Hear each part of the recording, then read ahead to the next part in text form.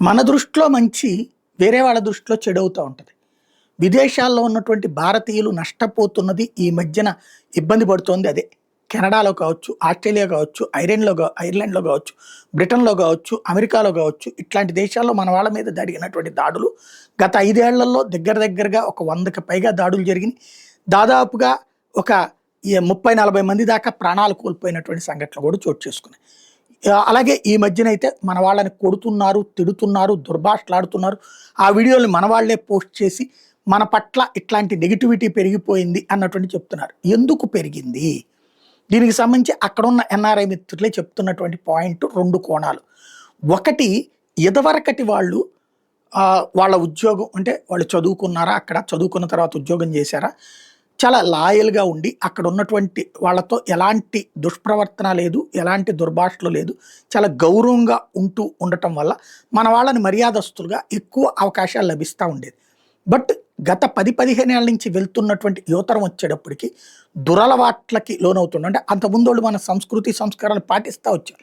వీళ్ళు వచ్చేటప్పటికి ఆ దేశపు ప్రజల్లాగా బ్రతకాలన్నటువంటి ఉద్దేశంతో విచ్చలవిడితనంగా ప్రవర్తించడం, అక్కడికెళ్ళి కూడా కులపెచ్చతో వ్యవహారాలు చేయటం, అక్కడికెళ్ళి కూడా నోటికొచ్చినటువంటి విధంగా దుర్భాషలాడుతూ ఉండటం, అక్కడున్న ప్రజల పట్ల దురుసుగా ప్రవర్తించడం, ప్లస్ వీళ్ళు ఇక్కడ ఎలా అయితే రోడ్డు మీద కేకలేస్తారో, అరుపులరుస్తారో అట్లాంటి పిచ్చ పనులు అక్కడ చేస్తుండటం వల్ల చుట్టూతా ఉండేటటువంటి సమాజంలో ఒక నెగిటివిటీ స్టార్ట్ అయింది. రెండవది, వెళ్తున్నది చదువు కోసం. చదువు కోసం వెళ్ళినప్పుడు చదువుకోవడం కాకుండా చదువు పేరుతో వెళ్ళి అక్కడ ఏదైతే వాళ్ళకి ఉపాధి లభించేటటువంటి అక్కడోళ్ళు ఎక్కువ మంది చదువుకోబట్టినే కదా మన వాళ్ళకి అక్కడ ఉద్యోగాలకు వస్తుంది. అక్కడ చదువు రాకపోవడం వల్ల వాళ్ళు చేసే ఉద్యోగాలు ఏంటి? షాపుల్లో పనిచేయడమా, సూపర్ బజార్లో పనిచేయడమా, పెట్రోల్ బంకుల్లో పనిచేయడమా, ఇట్లాంటిది వివిధ పనుల్లో ఉంటారు. ఆ పనుల్లో ఉండేటటువంటి ఉపాధి అవకాశాలను మన వాళ్ళు అందిపుచ్చుకుని వాళ్ళ గంటకి $16, $20 వస్తుంటే దానికంటే సగానికే మన వాళ్ళు పనిచేస్తుండేటప్పటికి వాళ్ళకు ఉపాధి అవకాశాలు దెబ్బతింటూ ఉండటంతో అక్కడ ఉన్నటువంటి పేద లేదా దిగువ మధ్య తరగతి వాళ్ళకి భారతీయుల పట్ల కోపం పెరిగింది. దానికి తోడు అక్కడ వాడు ₹100 వస్తే 100ని ఎలా ఖర్చు పెట్టుకుని రేపు మళ్ళీ 100 ఎలా సంపాదించుకోవాలని ఆలోచిస్తారు.